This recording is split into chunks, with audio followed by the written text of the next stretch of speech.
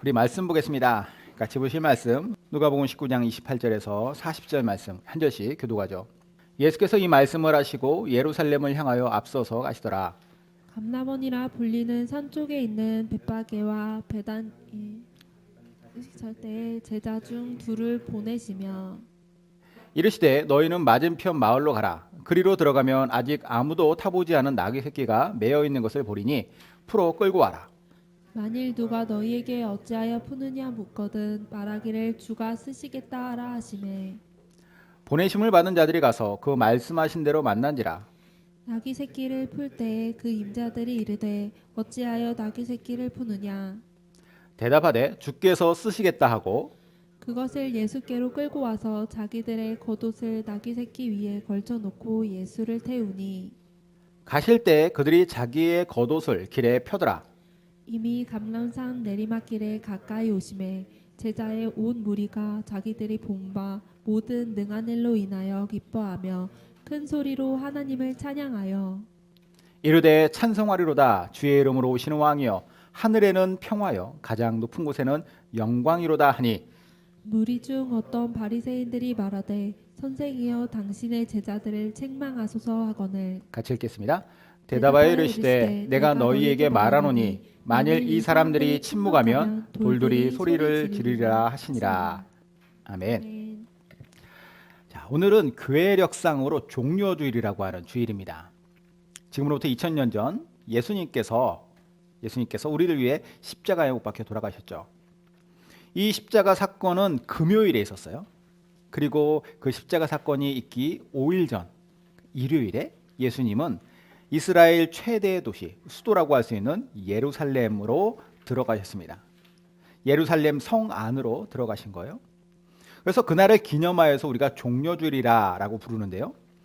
오늘부터 고난주간이 시작되어서 또 오늘을 고난주일이라고 부르기도 합니다. 혼용에서 사용되는 이런 교회력상의 주일 명칭이지만 그 초점은 좀 다른 것 같아요.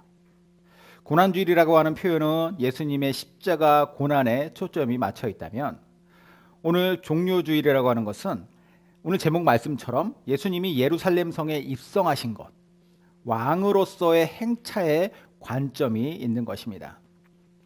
사실 예수님은 그 전에도 여러 차례 예루살렘을 방문하신 적이 있었어요. 그럼에도 불구하고 수많은 인파가 예수님을 열렬히 맞이했던 것은 오늘이 처음이자 마지막이었습니다. 혹시 그들이 예수님의 최종 목표인 십자가를 그 십자가가 바로 며칠 뒤에 있을 것이다라고 하는 그 사실을 그리고 십자가의 의미를 알았기 때문에 예수님을 이렇게 환영했겠습니까? 안 사람이 아무도 없어요. 제자들도 몰랐습니다. 그들은 며칠 뒤에 예루살렘에 어떤 일이 일어날지는 전혀 상상조차 못한 채 아예 십자가 사건같이 비극적인 사건이 아닌 정반대의 사건을 기대하면서 일종의 행복회로를 돌리고 있었어요. 그런 가운데 그들의 반응이 바로 오늘 예수님을 맞이한 모습입니다. 그들이 기대했던 바는 이스라엘을 로마의 로마로부터 독립시키는 일이었어요. 새로운 왕가를 예수님께서 재건하시기를 원했습니다. 그러니까 예수님이 우리 이스라엘의 왕이 되고 그리고 우리는 로마의 속국으로부터 이제 독립하는 것. 이게 그들의 가장 큰 기대였습니다. 그래서 그 기대하는 마음을 담아서 예수님께 지금 환영하고 있는 것이에요. 이스라엘은 이 당시에 왕이 없었습니다. 예루살렘도 로마 황제가 파견한 로마 사람 본디오 빌라도라고 하는 총독이 다스리고 있었죠. 이런 시대적 배경에서 이스라엘 백성들은 늘 나라의 독립을 꿈꾸고 있었습니다. 특별히 열심히 있는 사람은 열심당원으로 그러니까 레지스탕스 이런 일들을 하면서도 이스라엘을 독립시키고자 하는 사람들이 있었어요. 일부 귀족 계층은 로마와 결탁되어서 우리나라도 예전에 친일파들이 있었던 것처럼 그런 사람들 편에 서서 그들과 함께 지위를 누렸던 사람들도 물론 있었죠. 여튼 이스라엘 백성들은 그럼에도 불구하고 궁극적으로는 로마라고 하는 그 당시에 가장 큰 제국으로부터 독립할 수 있을 것이라고 하는 기대가 있었어요. 왜냐? 구약 성경에 하나님께서 이스라엘에 대한 그런 예언의 말씀을 주셨기 때문입니다. 하지만 궁극적으로 그 예언은 이스라엘 하나만을 위한 예언은 아니었죠. 자, 그 이스라엘 백성들이 어쨌든 구약 성경에 의거해서 우리를 하나님께서 독립시켜 주실 것이다라고 하는 소망을 가지고 늘 살아가고 있을 때 어느 날 나사렛에서 한 청년이 나타납니다. 예수라고 하는 청년이 나타나서 엄청난 사람들의 인기를 점점점 얻어가기 시작한 거예요. 3년 만에, 불과 3년 만에 이스라엘의 모든 사람들, 심지어는 이스라엘 사람이 아닌 로마 사람들조차도 예수님에 대해서 다 알게 되었어요. 나중에 본디오 빌라도가 예수님을 재판하는 과정에서도 본디오 빌라도는 예수님을 보지 못했었지만 이 소문을 익히 들었었다라는 것이 성경에 기록되어 있죠. 예수님은 태어나신 이후에 탄생 이후 30년 동안 나사렛에서 목수로서 그냥 조용한 삶을 사셨다가 이제 30살 이후에 3년 동안 공생애라고 하는 사역을 하시는데 이스라엘 북부에 있는 갈릴리 호수라고 하는 큰 호수 주변의 나라, 그 주변에 있는 마을들을 중심으로 제자들을 부르시고 그리고 공생애라고 하는 3년의 사역을 하게 되십니다. 이 공생애 기간이 다 보내지고 그리고 나서 예수님이 이제 마지막으로 예루살렘으로 들어가시는 거예요. 목적은 무엇이냐? 며칠 뒤에 온 인류의 죄를 다 짊어지고 십자가에 대신 돌아가시는 것. 이게 예수님의 최종적인 목적. 그러니까 이 세상에 오신 목적도 거기에 있었기 때문에 그것을 성취하는 이 마지막 행차가 바로 오늘 이 예수님의 모습이라는 거예요. 사실 십자가라고 하는 것은 인간의 더러운 죄 때문에 죄 없으신 하나님의 독생자 예수님이 대신 죽으시는 거잖아요. 그러므로 인간의 더러운 죄와 하나님의 독생자를 죽이는 그 끔찍한 사건, 그것이 일어나는 현장, 사형틀, 그렇기 때문에 비참한 고통의 자리가 바로 십자가라고 할 수 있습니다. 하지만 이 십자가는 인류의 죄를 대신하시기 위해서 예수님이 오셨던 그 목적을 달성하는 아주 중요한 자리이기도 해요. 그리고 그것은 그냥 작은 시골 출신의 청년으로서 하는 것이 아니고 이스라엘이라고 하는 한 나라의 왕으로서 하는 것도 아니며 온 인류의 모든 것을 책임지는 왕으로서 그 자격을 갖춘 자로서 예수님께서 하시는 거예요. 그 목적을 거기에서 달성하시는 거죠. 그래서 성경학자들은 십자가를 뭐라고 보냐면 수치의 자리이기도 하지만 동시에 십자가는 왕의 왕좌라고도 합니다. 왕의 왕좌가 바로 십자가라는 것. 인류의 죄를 다 책임지는 유일한 자격 있는 왕으로서 마치 대관식을 하듯이 이 왕좌를 향해서 나아가 그 책임을 지신다라는 거예요. 그런 의미에서 드디어 이제 십자가가 세워질 예루살렘 성 안으로 예수님이 마지막으로 들어가시는 행차길에 있는데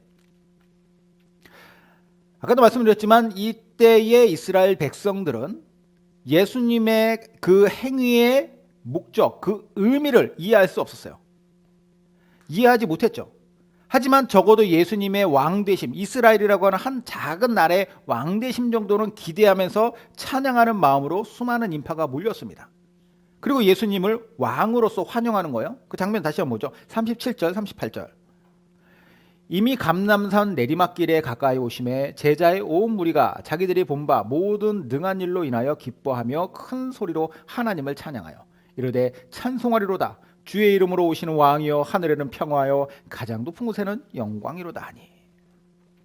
자, 이게 그 당시에 사람들이 보였던 반응이에요. 자, 동일한 장면을 요한복음에서도 보면요. 이날의 뜨거운 분위기가 조금 더 잘 느껴집니다. 요한복음에 이 동일한 장면이 이렇게 기록되어 있어요. 그 이튿날에는 명절에 온 큰 무리가 예수께서 예루살렘으로 오신다는 것을 듣고 종려나무 가지를 가지고 맞으러 나아가 외치되 호산나 찬송하리로다. 주의 이름으로 오시는 이 곧 이스라엘의 왕이시여 하니라. 많은 사람들이 종려나무 가지를 흔들면서 호산나라고 외쳤다고 그래요. 호산나란 무슨 뜻이냐? 지금 구원하소서. 지금 우리를 구원하소서. 여기서 말하는 구원이 무엇입니까? 그들이 원하는 구원은 독립입니다. 이스라엘이라고 하는 나라의 독립. 특별히 이때 종려나무 가지를 흔들었다고 그러는데 요즘 같으면은 나라의 국기를 흔들겠죠. 그렇죠? 그런데 이 당시에는 국기가 없기 때문에 종려나무 가지를 흔들었어요. 이 종려나무가 의미하는 게 있습니다. 유대인들에게 있어서 종려나무는 무엇이냐? 승리와 부활과 왕권을 상징해요. 그러니까 왕을 맞이할 때 승리의 왕이 오십니다. 그리고 부활이라고 하는 것, 그 부활이라고 하는 것은 나라가 다시 회복되는 것을 의미해요. 이 의미를 담아서 종려나무까지를 흔드는 겁니다. 종려나무의 식물학적 명칭이 피닉스 닥틸리페라라고 하는데, 피닉스라고 하는 불사조잖아요. 이 왜 불사조라고 하는 명칭이 그 종려나무에는 그 학명에도 붙냐면 아주 강한 생명력 때문입니다. 그래서 종려나무는 대추야자나무인데요. 이게 이 종려나무의 밑둥을 쳐가지고 나무를 자른 다음에 그 나무 남아있는 밑둥을 불태워도 나중에 거기에서 다시 싹이 난다고요. 그러니까 질긴 생명력을 가지고 있는 나무가 이 종려나무입니다. 그래서 이스라엘 백성들은 지금 이것을 우리 나라로 대입해서 생각하는 거예요. 그리고 우리의 왕인 당신께 대입한다라는 거죠. 그래서 이처럼 우리나라를 회복시켜 주십시오. 이처럼 우리나라를 승리하게 해주십시오. 당신의 이 왕권을 우리는 환영하고 지지합니다. 이거예요. 그러나 그들이 그렇게 했던 것은 사실 훨씬 더 큰 스케일의 것임을, 그러한 고백임을 알지 못했다라는 거죠. 예수님이 죄의 권세와 싸워서 승리하시죠. 뿐만 아니라 죽음에서 부활하세요. 그리고 예수님은 세상의 유일한 왕이십니다. 이 모든 것이 그들이 가지고 기대하고 그들이 생각할 수 있었던 것은 아주 작은 것일지 모르겠지만, 이 고백을 통하여서 그들의 고백했던 것들, 그것이 궁극적인 성취는 어마어마한 것이었다는 거예요. 이스라엘 백성들은 자기도 모르는 사이에 엄청난 분을 맞이하는 세리머니를 지금 하고 있는 것입니다. 그리고 이런 이유로 오늘 본문 마지막 절에 보면은 39절 40절에 바리새인들이 했던 이런 이야기를 예수님이 들으셨어요. 너무 사람들이 시끄럽게 하고 막 예수님 환영하고 그러니까 바리새인들이 이렇게 얘기합니다. 무리 중 어떤 바리새인들이 말하되 선생이여 당신의 제자들을 책망하소서 하거늘 대답하여 이르시되 내가 너에게 말하노니 만일 이 사람들이 침묵하면 돌들이 소리를 지르리라 하시니라. 너무 극적인 장면이죠. 예수님의 예루살렘 입성은 전 인류의 진정한 왕의 행차로서 가장 의미가 그 압축된 사건이에요. 그러므로 이것에 대해서 불편해하는 어떤 사람들에게도 예수님께서 하신 말씀 무엇입니까? 사람들이 이것을 고백하지 않으면 온 돌들이라도 일어나서 이것을 고백할 것이다. 그리고 이러한 예수님의 행차를 보면 예수님이 어떠한 왕이신지, 예수님의 본질적인 왕의 모습을 우리는 발견할 수 있어요. 세 가지인데요. 첫 번째로 예수님은 어떤 왕이시냐? 순종의 왕이셨다라는 거, 순종의 왕. 29절부터 35절까지의 내용 쭉 나오는 것인데, 예수님께서 이제 감나몬이라고 하는 그 산 쪽에서 쭉 내려오시면서 벳바게와 베단이라고 하는 마을을 지나가고 있었어요. 그 마을을 지나가시다가 제자들한테 말씀하시죠. 저 맞은편 마을에 가가지고 묶여 있는 어린 나귀 새끼 한 마리를 끌고 와라. 주인이 왜 끌고 가냐 물어보면 주가 쓰시겠다 하고 이야기하고 가져와라. 얘기하는 거예요. 그래서 정말 그렇게 얘기했더니 주인이 아무 소리도 안 하는 거예요. 그래서 그걸 갖고 와가지고 나귀를 가지고 와서 제자들이 자기의 겉옷을 그 위에 얹고 예수님이 그에 앉으시라 하는 장면이에요. 자, 여기 오기 전에 예수님이, 이 장면 이전에 예수님이 뭘 탔다라고 하는 기록이 성경에서 있습니까? 한 번도 본 적이 없어요. 뭐 갈릴리 호수에서 배를 타신 적은 있었지만 예수님이 말을 탔다거나 나귀를 탔다거나 낙타를 탔다거나 그런 기록이 없습니다. 그러니까 예수님은 항상 걸어 다니셨어요. 걸어 다니셨는데, 그리고 이제 이 벳바게와 베다니를 거쳐가지고 감남산에서 이제 내려왔다면 이제 곧 그곳에서 예루살렘으로 들어가게 되는데, 예루살렘으로 들어가는 그냥 걸어온 김에 계속 걸어가면 되는데 왜 나귀를 타느냐라는 거예요. 그것도 큰 말이나 뭐 낙타나 아니면은 튼튼한 나귀나 그런 것도 아니라 사람을 한 번도 태워본 적이 없다? 그러면 그 나귀 자체는 뭐 미숙할 것이고 힘도 없을 것이에요. 그런데 왜 그런 나귀를 굳이 타느냐라는 거죠. 또 다른 병행 구절을 마태복음 말씀을 보면은 여기에 대해서 좀 더 명확한 이유를 이야기합니다. 시온 딸에게 이르기를 내 왕이 내게 임하나니 그는 겸손하여 나귀 곧 멍에 매는 짐승의 새끼를 탔도다 하라 하였느니라. 자, 이렇게 얘기를 하고 있어요. 시온 딸은 뭐냐면 이스라엘 전체 이스라엘 백성들을 이렇게 지칭할 때 시온의 딸들아 이렇게 얘기를 해요. 그래서 이스라엘 백성들에게 말하는 거예요. 내 왕이 내게 임하였다. 근데 그는 겸손하여 그 나귀의 새끼를 탔다. 자, 이 말씀이 마태가 한 게 아니라 구약 성경에 나오는 말입니다. 스가랴서 9장 9절. 시온에 따라 크게 기뻐할지어다. 예루살렘에 따라 들거이 부를지어다. 보라, 내 왕이 내게 임하시나니 그는 공의로우시며 구원을 베푸시며 겸손하여서 나귀를 타시나니 나귀의 작은 것 곧 나귀 새끼니라. 이것은 이미 구약 성경에 이 일이 있기 수백 년 전에 하나님께서 예언토록 하셨던 말씀이라는 거예요. 그러니까 그 예언의 말씀을 그대로 성취하기 위하여 예수님은 지금 이 나귀의 새끼를 타고 들어가시는 겁니다. 예수님이 왜 이 땅에 오셨습니까? 예수님이 이 땅에 오신 이유. 예수님이 이 땅에 오신 것은 하나님의 뜻에 순종하기 위해서요. 인류를 구원하시고자 하는 하나님의 뜻에 순종하기 위하여 이 땅에 오신 것입니다. 올 때부터 예수님은 순종하셨고, 그리고 그 순종의 목적, 최고 정점은 아까도 말씀드렸지만 십자가예요. 그 십자가를 지는 것은 당연히 가장 큰 순종의 정점입니다. 그런데 그 모든 것을 이루어가는 과정 속에서도 예수님은 구약 성경에 예언되었던 것들을 하나하나 순종으로 이루어 가시는 거죠. 하다못해 나귀의 새끼를 타고 예루살렘에 입성하는 것까지. 물론 여기에는 또 다른 의미들이 당연히 담겨져 있지만 분명한 것은 하나님의 약속의 말씀을 여기에서 이루고 계신다라는 거예요. 순종함으로. 이러한 예수님의 순종을 바라보면서 우리는 그 예수님의 심정을 한번 헤아리면서 우리가 또 어떠한 모습으로 살아야 될지에 대해서도 한번 생각해 봤으면 합니다. 예수님께서 가르쳐 주신 유명한 기도, 주기도문이죠. 하늘에 계신 우리 아버지여, 이름이 거룩히 여김을 받으시오며 나라가 임하오시며 뜻이 하늘에서 이루어진 것처럼 땅에서도 이루어지길 원합니다. 이렇게 기도하라고 가르치셨어요. 그러면 하늘의 뜻이 이루어지는 것이 땅에 이루어지는 것, 하늘의 뜻, 하나님의 뜻인데 하나님의 뜻이 땅에서 이루어지기 원합니다. 예수님께서 말씀하실 때 이것을 너희가 이렇게 기도하라고 가르치셨잖아요. 그러니까 예수님의 순종을 제3자 입장에서 꽤 순종하시네, 열심히 순종하셨네, 이 정도가 아니라 그분을 섬기는 자들로서, 섬김의 순종의 왕이신 그분을 또 섬기고 그분께 순종하는 자로서 당연히 그 순종을 배워서 우리도 하나님의 뜻에 순종해야겠죠. 그 뜻에 순종한다는 게 뭐예요? 하나님의 뜻이 땅에서 이루어지길 원합니다. 땅에서 이루어지길 원한다는 것은 내 삶의 영역 속에서 하나님의 뜻이 이루어지길 원합니다. 제가 그렇게 순종하며 살겠습니다. 하늘의 뜻이 제 삶 속에서 이루어지길 원합니다라고 하는 순종의 삶을 살겠다는 거예요. 이런 삶을 살아야죠. 이게 바로 예수님께서 우리에게 보여주셨던 본이고 우리가 마땅히 살아야 할 삶의 방식이에요.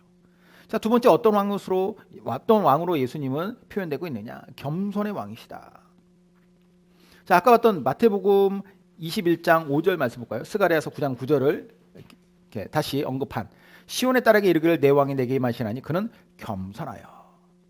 자, 나귀 곧 멍에대는 짐승의 새끼를 탔도다 하라 하였느니라. 나귀의 새끼를 타는 행위가 겸손을 나타내는 것이다라고 이야기해요. 예수님은 보통의 왕도 아니죠. 인류를 구원하실 왕이신데 나귀를 타셨어요. 아주 작은 어린 나귀. 멋진 마차도 말도 튼튼한 나귀도 아닌 나귀의 새끼의 등에 앉으신 예수님의 모습을 한번 상상해 보십시오. 지금 어떤 일을 하러 가시느냐? 다른 일이 아니에요. 그냥 마실 가는 것도 아니고 일상적인 방문도 아니고 이제 십자가를 향해서 나아가는 왕의 행차인데 그 행차에서 그 대관식을 향하여 나아가는 길이 초라해 보이죠. 인간적으로 볼 때 참 초라해 보여요. 안쓰러워 보일 수 있죠. 그러나 사람에게 보이고 과시하고 높임을 받고 이게 예수님의 목적이 아니잖아요. 사실 사람에게 그렇게 받는 것도 중요하겠지만 그것을 거기에 목매일 뿐도 아니고, 그렇죠? 아까 봤지만 사람들이 찬양하지 않으면 돌들이라도 일어나서 찬양하실 뿐인데. 자, 예수님의 겸손에 대해서 한번 볼까요? 바울이 이렇게 얘기합니다. 예수님의 겸손을 이렇게까지 표현해요. 너희 안에 이 마음을 품으라. 곧 그리스도 예수의 마음이니 그는 근본 하나님의 본체시나 하나님과 동등됨을 취할 것으로 여기지 아니하시고 오히려 자기를 비워 종의 형체를 가지사 사람들과 같이 되셨고 사람의 모양으로 나타나서 자기를 낮추시고 죽기까지 복종하였으니 곧 십자가에 죽으심이라. 여기에서도 순종에 대해서 이야기하지만 또 겸손에 대해서 나와요. 예수님이 나귀 새끼를 타기 이전에 인간의 몸으로 오신 것 자체가 어마어마한 겸손이죠. 하나님의 본체이신데 그분이 곧 하나님이신데 인간이 되셨다. 그리고 그 마음을 계속 가지고 살아오셨고 예수님의 행적을 봤을 때 어디 하나 예수님의 교만한 모습 보인 적 있습니까? 항상 낮은 자리에서 낮은 자들과 함께하는 것, 그게 예수님의 모습이죠. 마지막까지 겸손의 왕으로서 하나님의 말씀을 성취하면서 그 자리로 나아가는 거예요. 우리는 또 이 모습을 보면서 예수님이 가르치셨던 가르침을 다시 한번 상기해야겠습니다. 겸손의 모습, 겸손의 왕으로서 스스로를 낮추신 그분을 보면서 우리는 어떻게 살아야 되느냐. 예수님께서 말씀하시죠. 뭘 말씀하세요? 너희들 높은 상석에 앉으려고 하지 마라. 너희들 길거리에 나가가지고 사람들한테 인사받는 것, 그것을 너희의 기쁨이라고 생각하지 마라. 섬김을 받고자 하느냐? 아니다. 섬기는 자가 되라. 이 말씀이 더 권세가 있고 더 힘이 있는 것은 그분이 친히 그렇게 겸손하셨기 때문이에요. 항상 낮아지셨죠. 어떻게 보면 바리새인들이 여기에서 뭐 예수님에 대해서 아까 39절에 시비를 걸고 그랬던 것도 사실 바리새인들도 예수님에 대해서 인정하지 못할 것들은 없어요. 인정할 수밖에 없는 부분 많죠. 그런데 뭐가 마음에 안 드느냐? 너무 겸손한 게 마음에 안 들어요. 왜 자꾸 저런 세리 같은 나쁜 사람들, 저런 천한 것들과 어울리십니까? 왜 창녀나 아니면 저 병자들하고 어울립니까?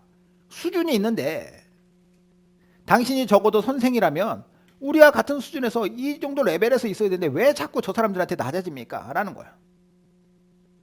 항상 겸손한 왕으로서, 끝까지 겸손한 왕으로서의 모습을 보이시는 거. 그게 바로 이 땅의 죄악의 문제를 해결하러 오신 가장 위대한 승리자이신 예수님의 보여주신 마지막에 그 예루살렘 성에 입성하시는 모습이에요. 이런 예수님을 닮아서 우리도 늘 겸손하길 바라는 거죠. 마지막으로 셋째, 예수님 어떤 왕이시냐? 영광의 왕이시다 라고 말씀하고 있습니다. 자, 36절부터 볼까요? 가실 때에 그들이 자기의 겉옷을 길에 펴더라. 이미 감람산 내리막길에 가까이 오심에 제자의 온 무리가 자기들이 본 바 모든 능한 일로 인하여 기뻐하며 큰 소리로 하나님을 찬양하여 이르되 찬송하리로다. 주의 이름으로 오시는 왕이여 하늘에는 평화여 가장 높은 곳에는 영광이로다 하니. 어디서 많이 본 이야기죠? 예수님이 탄생하실 때에도 천사들의 그런 찬양이 바로 이것이었죠. 무리 중에 어떤 바리새인들이 말하되 선생이여 당신의 제자들을 책망하소서 하거늘 대답하여 이르시되 내가 너희에게 말하노니 만약 이 사람들이 침묵하면 돌들이 소리 지르리라 하시니라. 예수님께서 낙이 타고 이제 오르막길에서 내리막길로 쭉 오셨어요. 수많은 사람들이 길에 자기의 겉옷을 막 펼치면서 마치 레드카펫을 깔듯이 예수님을 맞이합니다. 큰 소리로 외치고 있는 그 장면, 우리가 그 장소에 한번 있다고 상상을 해보면 비록 사람들이 예수님이 어떤 분이신지는 궁극적으로 어떤 분이신지 몰라요. 하지만 아까도 말씀드렸듯이 나라를 독립시키고 새로운 왕가를 재건할 왕으로서의 이 위대한 청년을 맞이하고 있습니다. 이 정도만 되어도 그 영광을 받으시는 모습이 엄청난데 예수님은 온 인류의 왕이 아니십니까? 그죠? 온 인류의 왕으로 오셨고 그 뜻, 하나님의 뜻에 순종하고 겸손하게 나귀 새끼 위에 앉아서 지금 오고 계시지만 그분의 영광은 사라지지 않는다는 거예요. 만약에 사람들이 외치지 않으면 돌들이라도 일어나 외칠 것이다 라고 말씀하셨는데 저는 그 이야기를 보면서 그러면 이제 돌들은 외치지 않는구나. 당연히 외치지 않겠죠. 그러나 이 장면을 보면서 다시 한번 생각하면서 묵상할 때 이런 생각이 들었어요. 아니구나. 예수님께서 온 이 지구상에서 가장 위대한 사건을 위하여서 지금 행차하고 있는 이 순간에 돌들은 비록 그 자리에 있는 것처럼 보이지만 온 우주의 질서는 그냥 그대로 똑같은 일상처럼 돌아가고 있었지만 그곳에 하나님의 영광은 우리가 상상하는 것보다 훨씬 더 크게 임재했을 것이다 라는 생각이 들었어요. 보이지 않지만 온 지구와 온 우주가 그분의 영광을 찬양하는 것이죠. 시편 19편에 다윗이 이런 찬양을 불렀어요. 하늘이 하나님의 영광을 선포하고 궁창이 그의 손으로 하신 일을 나타내는도다. 날은 날에게 말하고 밤은 밤에게 지식을 전하니 언어도 없고 말씀도 없으며 들리는 소리도 없으나 그의 소리가 온 땅에 통하고 그의 말씀이 세상 끝까지 이르도다. 하나님이 해를 위하여 하늘에 장막을 베푸셨도다. 자, 이런 고백을 했는데 무엇입니까? 다윗이 이 세상에 있는 많은 만물들, 하늘의 해와 달과 별과 그리고 이 지상에 있는 수많은 것들 만물을 보면서 다윗이 느꼈던 건데 이것이 아무런 소리가 없는 것 같은데 오히려 거기에 어마어마한 소리가 들리는 것처럼 느껴졌다는 거예요. 소리가 없지만 아무 말도 서로 하지 않지만 이미 그곳에는 하나님의 영광이 통하고 있다라는 거죠. 저는 이 순간 예수님이 우리를 살리시기 위하여 창조주요 온 우주의 주인이신 그분이 오셔가지고 인간의 모습으로 지금 그리고 인간의 죄를 사하시기 위해 십자가를 향하여 나아가는 이 길에 온 우주는 그분의 영광을 찬양하고 있다라고 생각이 들어요. 그랬을 것이에요. 이 위대한 예수님의 행체를 보면서 감히 어떤 만물이 그 앞에서 그분을 막을 수 있겠습니까? 그분을 찬양하면서 그분을 높이는 것이죠. 오늘 우리는 이 예수님의 위대한 행차에 대해서, 왕의 행차에 대해서 같이 이야기를 봤는데, 우리는 예수님의 받으실 영광을 우리가 더 깊이 느꼈으면 좋겠어요. 그리고 우리의 작은 마음도 뭐 시공간은 지금 이곳에 2000년 뒤에 이곳에 있지만 우리의 마음 역시도 그분을 찬양하고 영광을 올려드리는 것에 같이 우리의 마음을 더했으면 좋겠습니다. 호산나 온 우주의 왕이시여, 저의 마음도 주님의 영광을 위해서 올려드리오니 주님께서 홀로 영광 받아 주시옵소서. 같이 기도하겠습니다.